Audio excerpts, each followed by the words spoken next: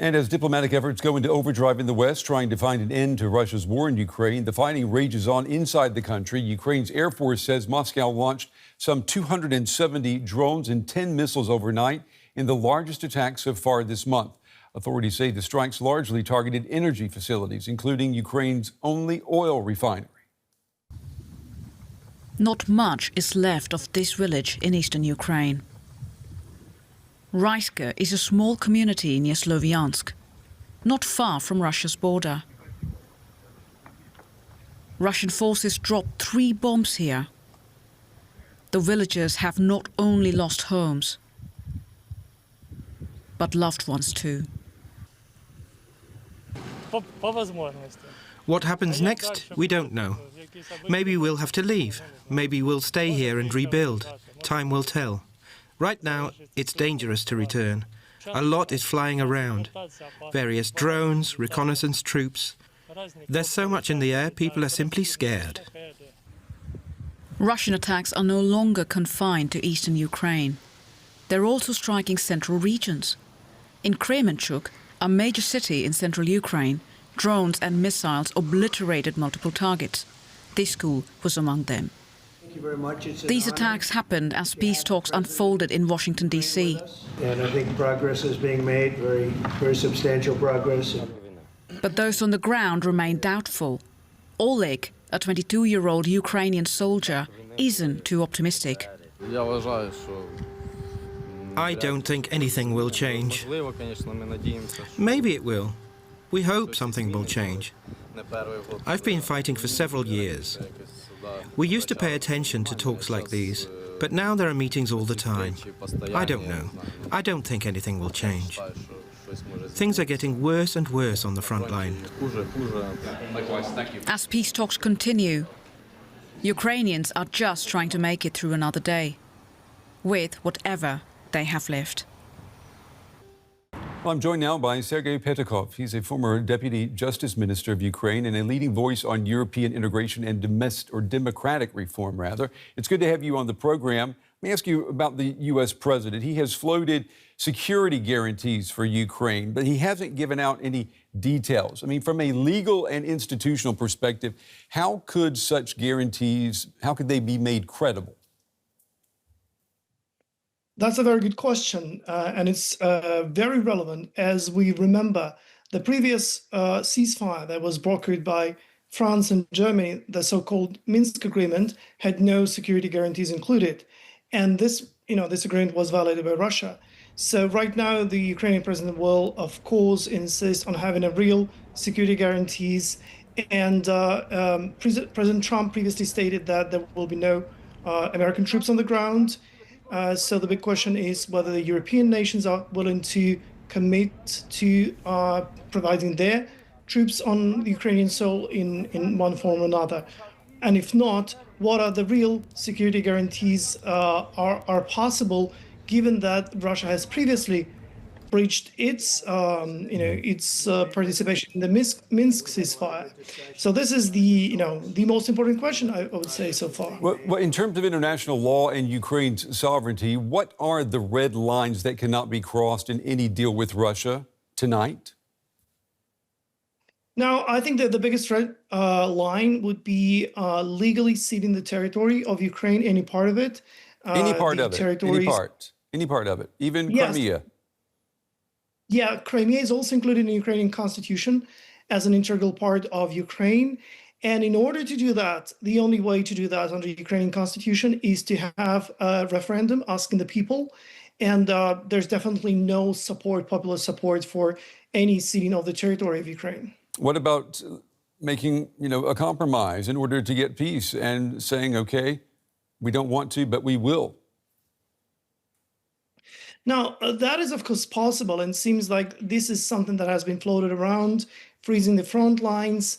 But again, the problem here is that no one trusts Putin. We've had this before. We've had this in 2015. We've had OSCE monitoring mission that was supposed to monitor the ceasefire agreement, and this, went nowhere. I mean, that only gave Putin some time to regroup his armed forces and continue with aggression against Ukraine. Russia escalated with its largest drone strike this month while talks were underway in Washington. I guess I know the answer here. What does that signal about Moscow's seriousness in pursuing peace, in your opinion? Well, I mean, Putin is signaling that he has the strong position. He thinks he has an upper hand. He is advancing on Ukrainian territory. He's willing to sacrifice more lives of his soldiers and economic prosperity of his people. He thinks he's showing that he's serious, and for him, stakes are higher than for Americans or Europeans. So this is how he enters any negotiations. He wants to demand and not to concede anything. If U.S. President Trump attempts to impose a settlement favorable to Russia, how important is Europe's role in ensuring that Ukraine's sovereignty and territorial integrity remain protected? I mean, if you lose Trump in this, is Europe enough to hold your back? I think it's crucial because European leaders understand that whatever happens in Ukraine will influence the security of the whole continent. And I think they've been very vocal and united in making sure that Trump understands that and sees their concern. So I think in this way, European leaders are allies of President Zelenskyy, not only just because they like Ukraine or support Ukraine, but because they also see great danger to their own territories and to their own interests. So in this way, having them on board is important because, I mean, there are European sanctions.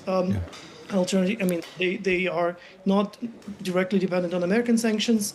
And Europeans are important in economic support to Ukraine, but also as in other voices that that talk to Trump, some of his closest allies like United Kingdom and Italy, for example.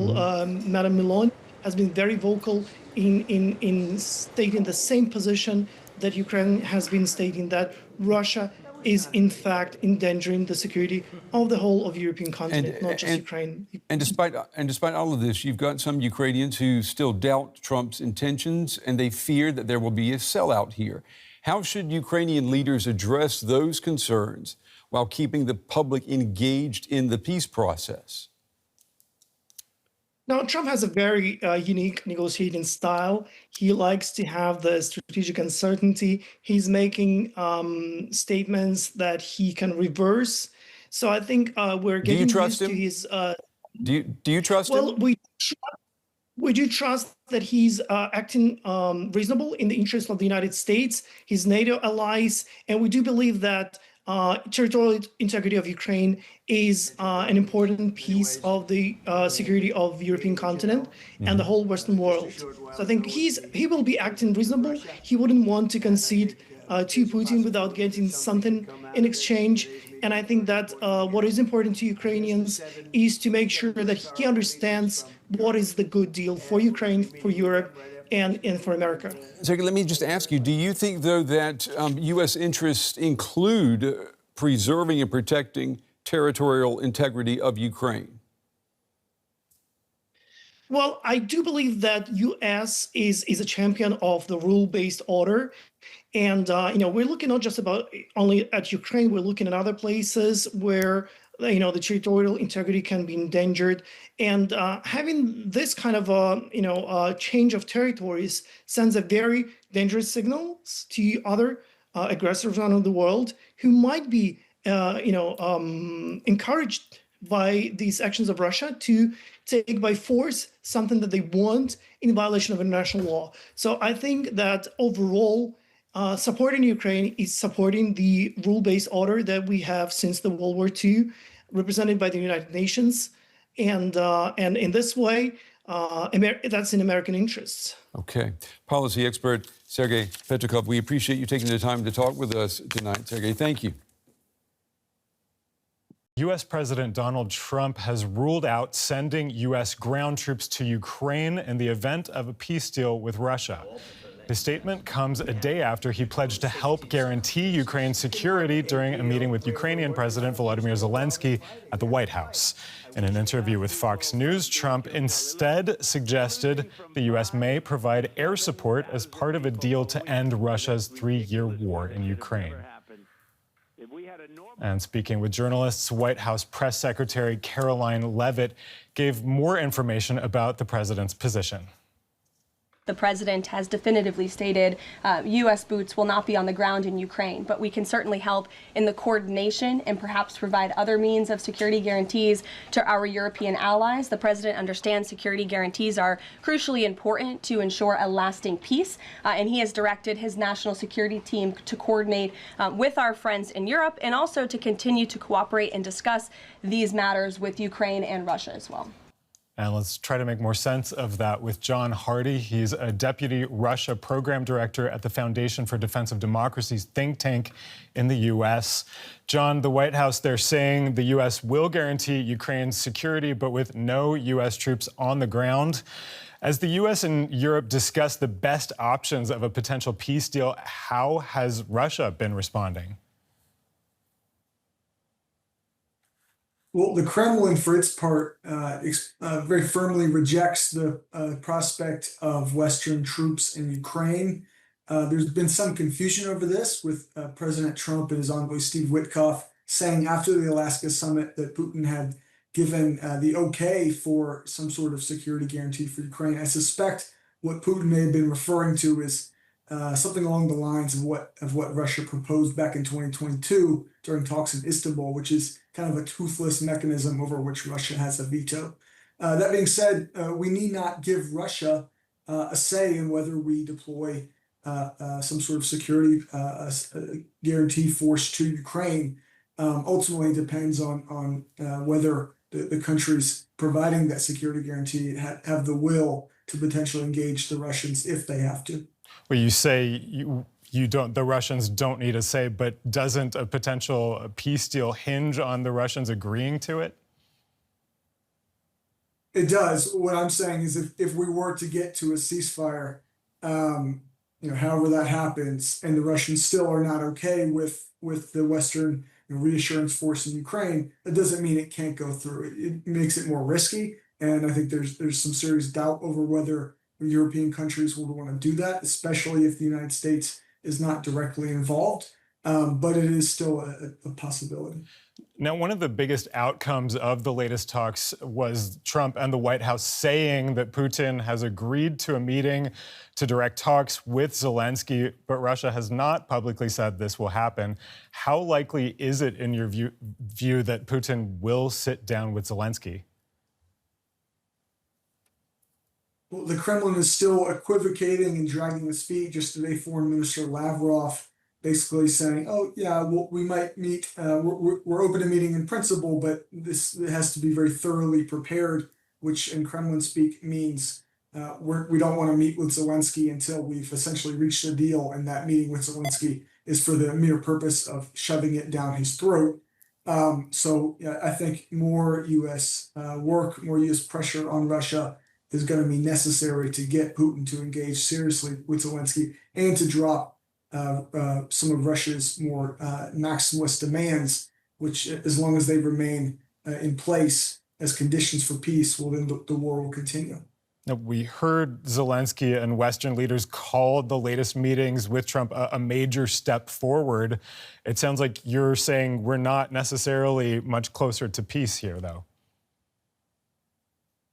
I think a deal remains a ways off. I was encouraged by Monday's meetings with Zelenskyy and the European leaders at the White House. That was a pretty good display of unity, and certainly a much better rapport between Presidents Trump and Zelenskyy than that contentious Oval Office meeting in February.